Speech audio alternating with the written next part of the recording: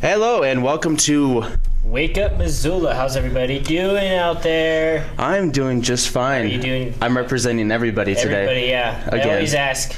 I'm big enough to be everybody. But, yeah. Yeah. But yeah, we have a lot of stuff going on today. Let's just talk about events. Let's hit it up. Unfortunately, it's going to be rainy all weekend. Boo. Boo. Boo. Show us the weather, Scott. So this is the weather. I'm assuming at home you probably can't read it as well as we can because we're closer up to the screen. Apparently, it's currently 31 degrees, and there is a good chance of rain today, tomorrow, Sunday, no, not as much Monday, but by Tuesday it's going to get all cleared up. Yep. But that shouldn't prevent you from going out, enjoying some great indoor activities. That's right. One of the indoor activities that I'm talking about is at the university. It's the Missoula County Public School Culinary Competition. So high school students, or is it high school students, or I'll just say it. Okay, dissolve. This is the first annual Missoula County Public Schools Student Culinary Competition. Come celebrate culinary education and cheer on your favorite Missoula High School team. Big Sky Sentinel and Hellgate schools compete for the top prize of $1,000. What? Wow. For their school's culinary program, and not to mention bragging rights. So yeah, that sounds like a great, and I bet people can get free food out of it for sure. Let's see, second place and third place will receive $500. So basically, they get $500 for just showing up, regardless if they win or not. How many people do you think are going to be competing in this? I mean, there's probably going to be a lot of people competing. You just don't show up and get $500, right? Let's see. I think it's, I'm not sure. I'm assuming there's probably multiple teams. Yeah.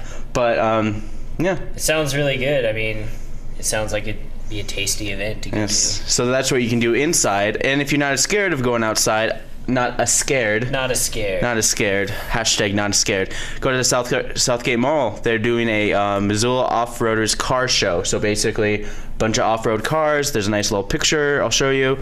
Right here, you see some dune buggies and all sorts of cool stuff. But then again, it is outside, and it's up to you if you want to go. It'd still be pretty cool. Then on this Sunday, is the Autism Awareness Movie and Event, the USA of Autism, and that's playing at 2 p.m. at the Roxy Sunday afternoon.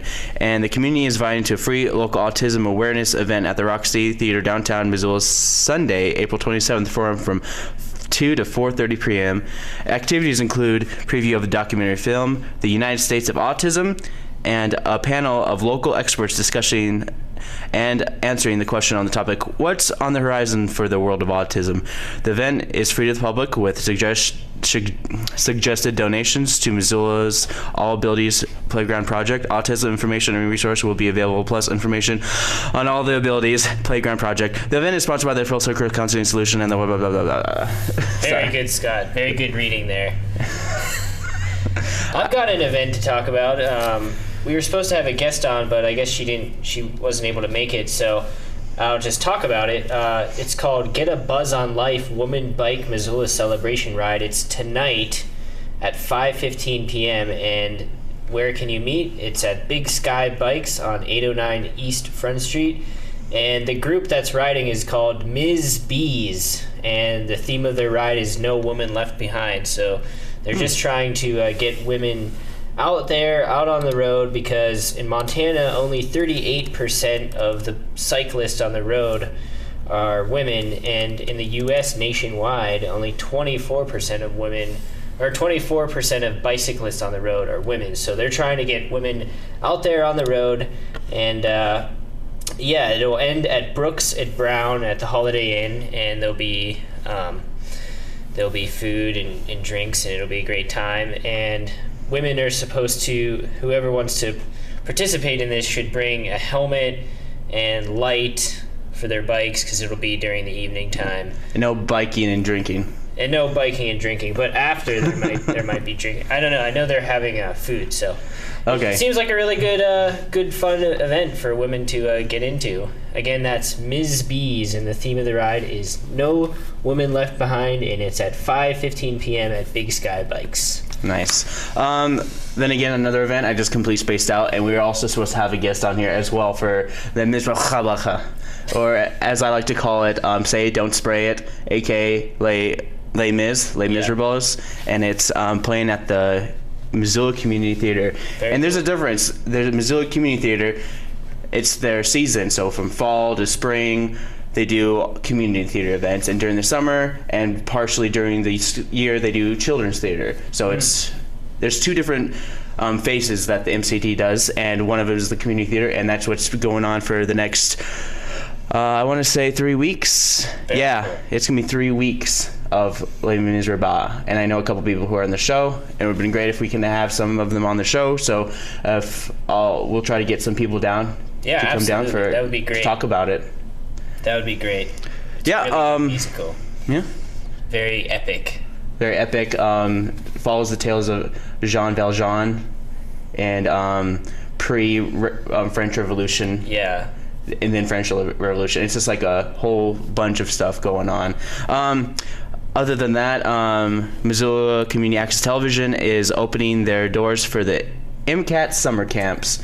And as you can see, everyone's having a good time, learning how to use cameras, and everyone's putting their hands up in the air, shaking like they just don't care. We have a lot of great camps. These camps this year starts June 20th, June 16th through the 20th is the first camp, and that's media camp. The next one is July 14th through the 18th, and then the last one is July 7th through the 11th. It's 5 days. It's Monday through Friday, and the last camp is, the middle camp is animation camp, and if there's an overflow of kids, which happened last year, we do a part 2 of the camp.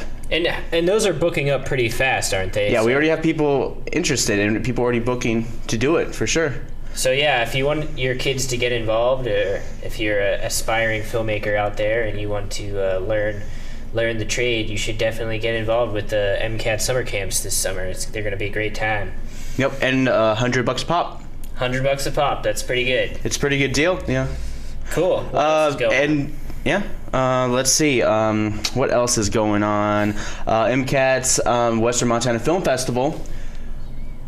Western Montana High School Film Festival. Yeah. It's all done. All the DVD, all the videos are in. The judging has begun. Yeah, so when will the judges make their final decisions? Hopefully by next week, because it's going to premiere next Thursday night at the Roxy. Next Thursday night. That's 6 days from today. Mm-hmm. And I'm pretty sure that's May 1st.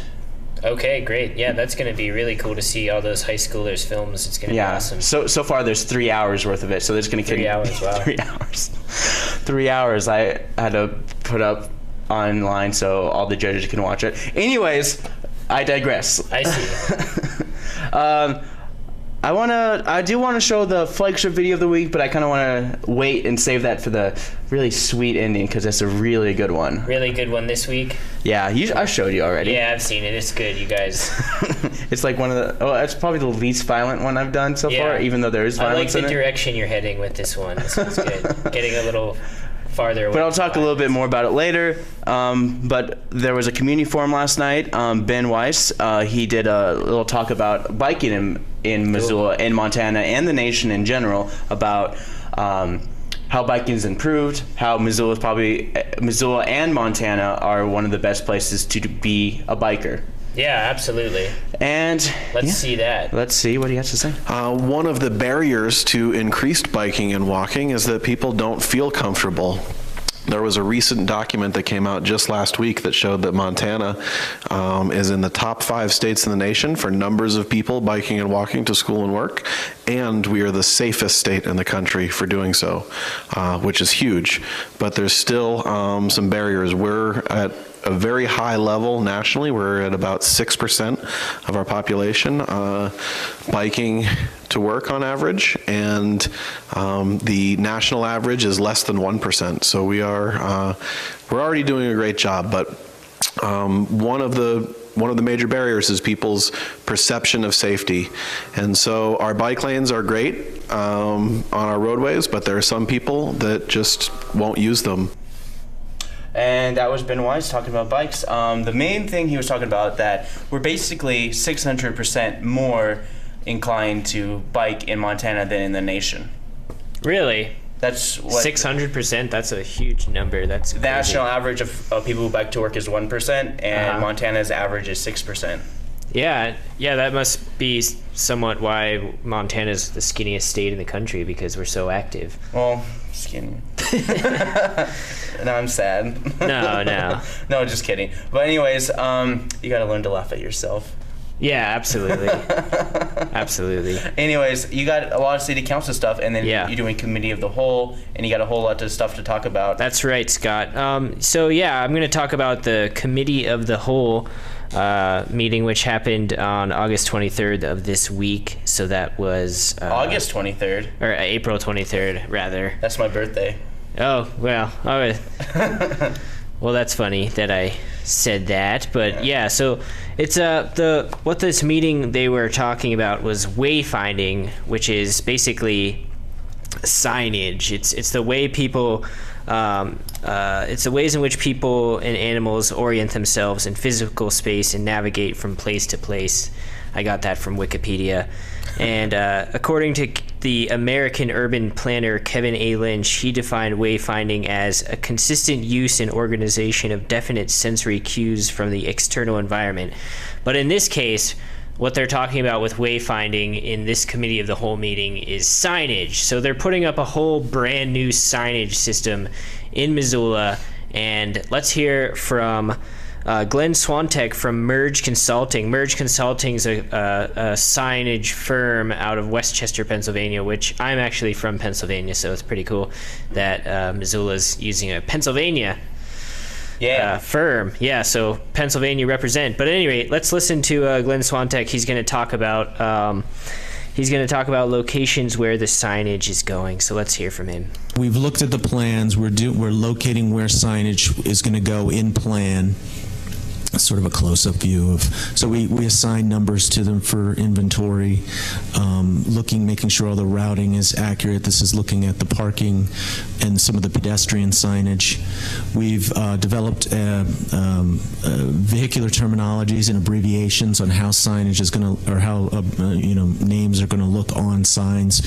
So we've gone through an extensive criteria for inclusion process so this just gives you an idea of who is included within the signage system, and then these are the pedestrian signs. Okay, so that was Glenn Swantek talking about where the signs are going. That kind of gave you a little visualization of downtown and where they're going to be putting the signs. It looks very complicated, but if you don't mind me, do you mind if I chime in about this? Sure, absolutely. I remember actually filming a bunch of these talks that they did at the Holiday Inn Express. They used a conference room and they talked all about it. They were showing pictures of their signs and the way they want it to look. And they compared it to like Bozeman. Bozeman has a good wayfinding system that they have over there. And we kind of want to copy Bozeman in terms of the signs and nothing else but part of the wayfinding sign, but kind of in our own right, but not like Bozeman, because Well, that's a good segue into this next clip, because he's actually showing what the gateway signs of Missoula are going to look like. So let's take a look at this. Locations. One of the first steps that we did was we did a analysis for the entire program, and we always reference back to that of where we have decision points or where we've located potentially where gateways go. This is the design for the Gate.1 sign, which is the Welcome to Missoula signage. We locate where potential locations are. We are working with MDOT, and we're aware of any construction, with roundabouts, and we're coordinating with those plans, seeing if we can incorporate those into the design. So we're coordinating all that with MDOT.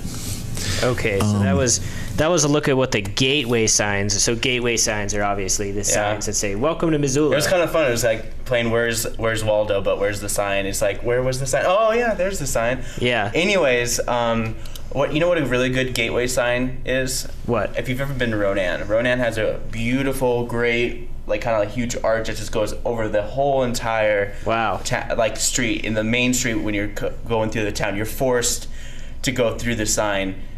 And it's like, beautiful. It's like the arch. Yeah, it's a very big arch, and it's like a 4-lane.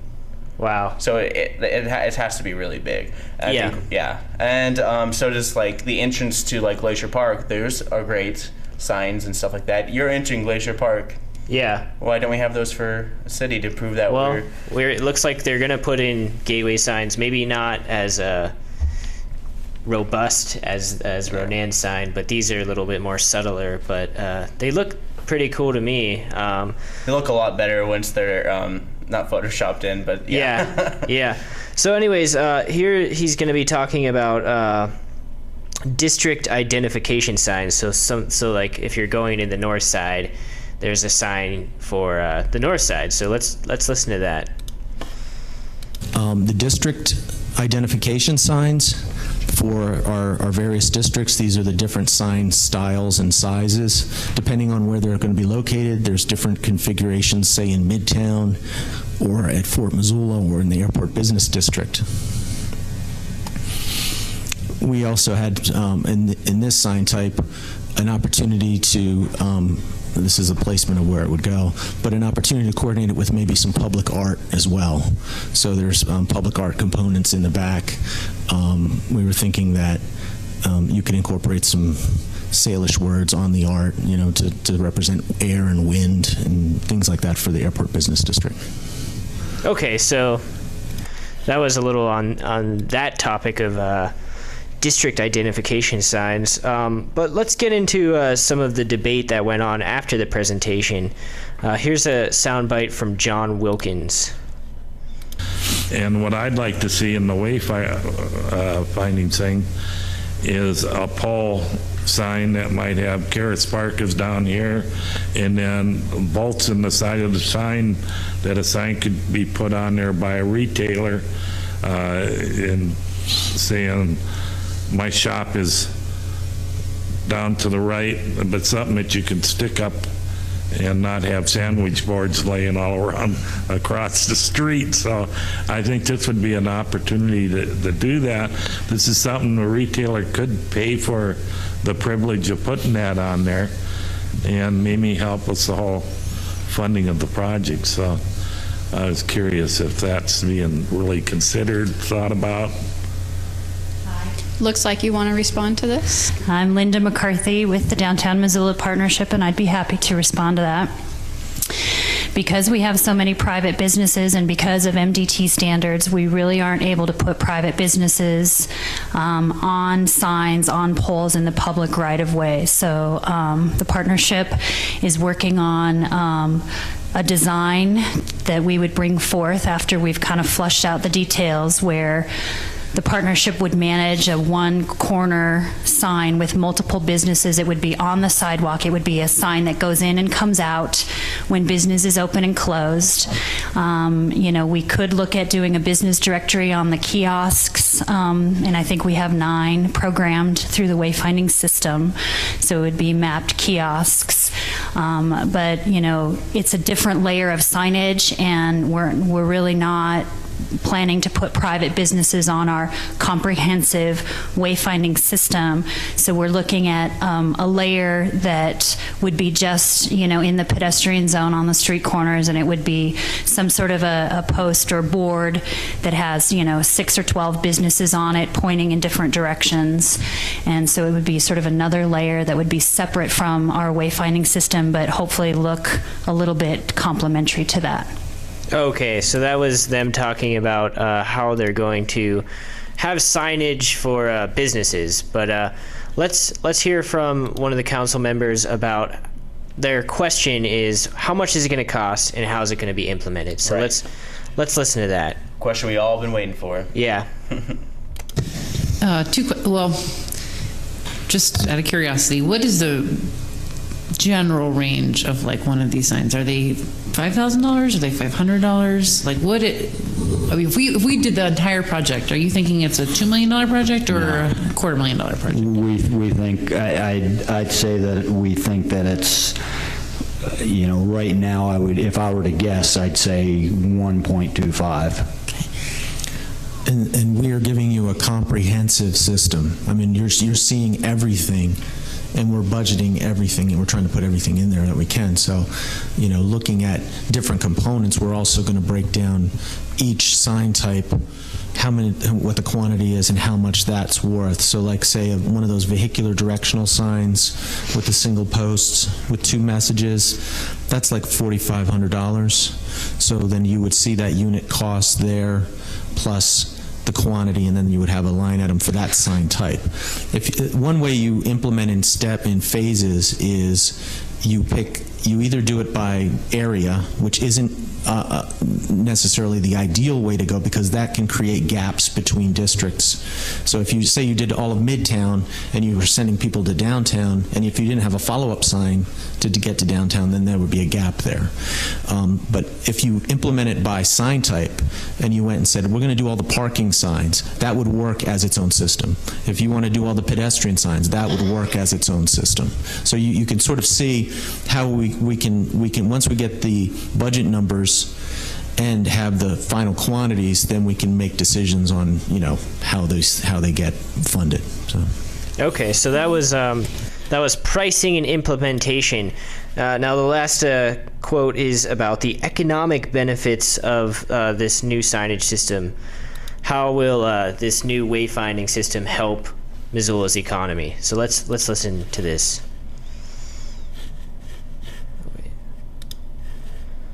That should be it. Shouldn't it?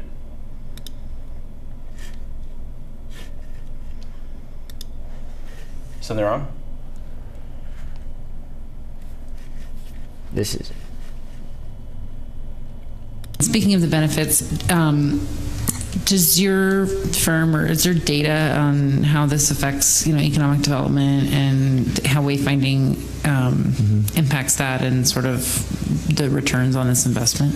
Yeah, I mean we have some figures. They're not hard facts. Some of them are based on visitations from, say, first-time visitors, that there was an increase in visitation, because those you have to find out what the measurables are, what you can say. So a lot of times hotels, overnight stays are a factor that we look at. When we did our Asheville project, that was one factor that we looked at, and it did increase the the overnight stays. But it's not just something where you say, okay, you're going to put the signs in and automatically you're going to get benefit, and you're going to get more overnight stays, or you're going to get more visitors or whatever, because it's really part of the overall plan. We're really a part of the overall marketing of Missoula. There's other things that are going on as well, and promotion that's going on with websites, with downtown, the Downtown Association. So all of this is working together, but I think that it's a piece of that. In Camden, New Jersey, in their waterfront, they saw a 25% increase in visitation after we put the wayfinding signs up. So we have some numbers like that, but there's no real hard, that you can point and say we put up a wayfinding system and this was the benefit. Right. The benefit is you're going to organize your sign system. Right now you have a bunch of signs out there, but you don't have a system. And what it does is it makes your community more organized, more caring. If you're a first-time visitor, I come here and I see the signs. It's like, wow, it was really easy for me to get around because they had these great signs, and it was easy to find my way. They had these kiosks. We just walked up, and it made us feel comfortable. And then that. They tell somebody, they go there, it's one of those things. So. Okay, so yeah, that's them talking about, the economic benefits and just the overall benefits of a new signage system. So I did the math, I crunched the numbers, and he said that a lot of the main kiosks are going to be like $4,500, and they said that this whole thing's going to cost $1.25 million. So if you divide, $4,500 to that, maybe if you also divide the cost of labor and all that stuff, that would probably, I think, if I even half the amount of signs that we have, it's probably going to be about 39 signs. Yeah, I mean, they're going to have signs for, gateway signs, district identification signs, vehicular directional signs, parking, parks, pedestrian signage, information kiosk, bike system signs, and, Wow. It's going to be a lot of signs around Missoula. It's going to change the way Missoula looks and feels, I think. So... Especially, speaking of feelings, segue, I'm going to show a very romantic flagship movie that I made with the kids from Washington Middle School. Yeah. And it's very cheesy, very awkward, and I think it's awesome. Yeah, no, that sounds great. All right, so Let's here's the premiere for the television audience. It's called, well, I'll just show you. It's called Romance Movie.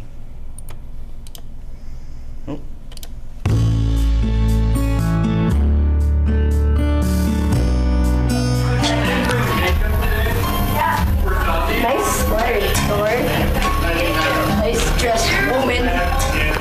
You're so funny. Why are you being so nice? Because I just heard Valerie totally likes you.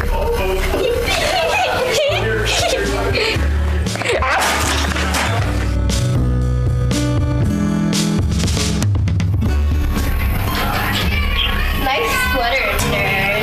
Not wearing a sweater for stuff. You're so funny. Why are you being so nice? Because I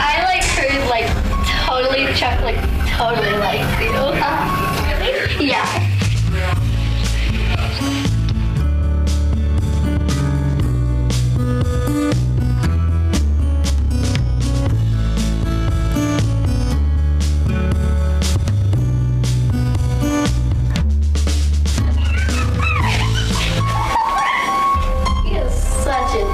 Chuck, get back here!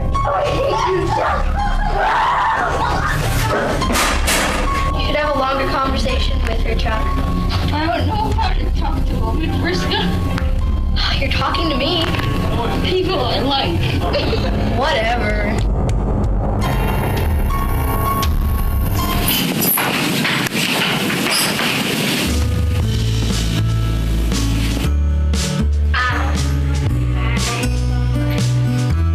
Hi. I gotta go. Me too. Ow! Ow! That hurts.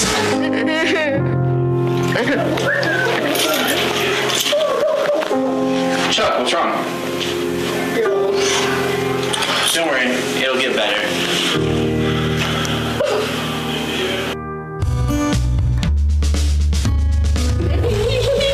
Did you see those losers back there?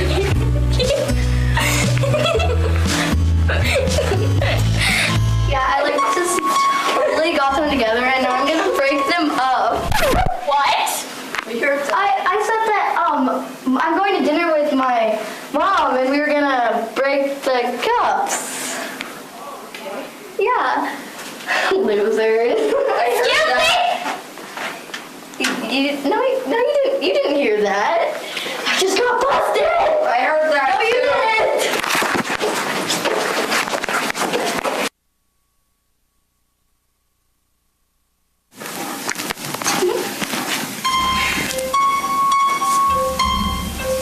Nice sweater, dork. I'm not wearing a sweater, Friska. You're so funny. Anyway, I need to tell you something about Chuck. He was totally cheating on you. I saw it with my own eyes. I would never lie to you.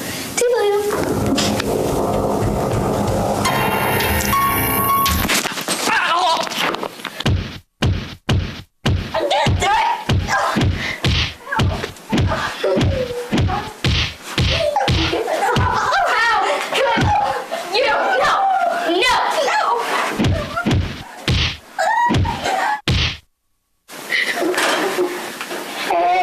Chuck, do you want to know how to get Valerie back?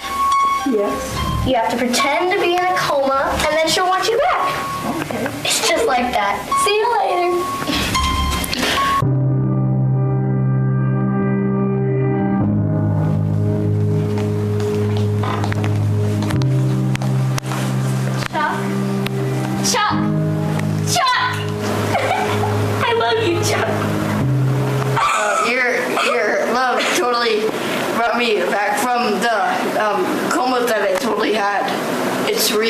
Oh, thank God! Chuck, you're okay!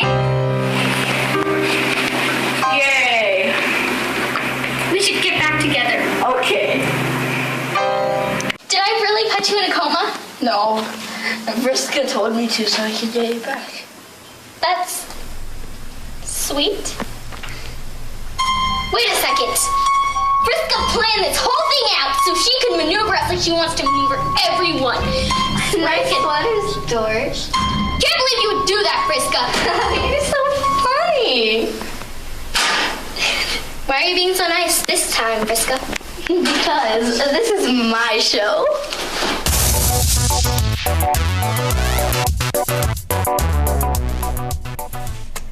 All right, and there you have it. That was interesting, Scott. That was very interesting.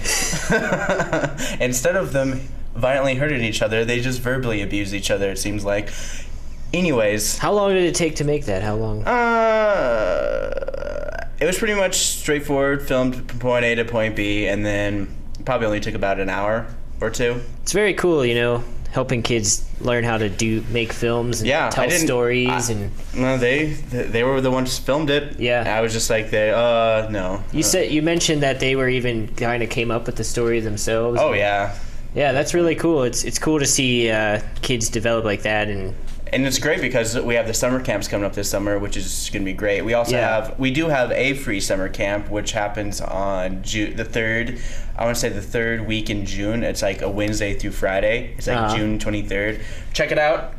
It's our free movie club, camp, whatever. And you help facilitate kids in making their own movies. Here in the studio. Here in the studio, yeah. They can use the studio, use the nice cameras here. Anybody can come in and do what we're doing here today. Yeah, yep. Well, for Wake Up Missoula, I'm Josh Meny. I'm Scott Ramp. And we will see you guys later.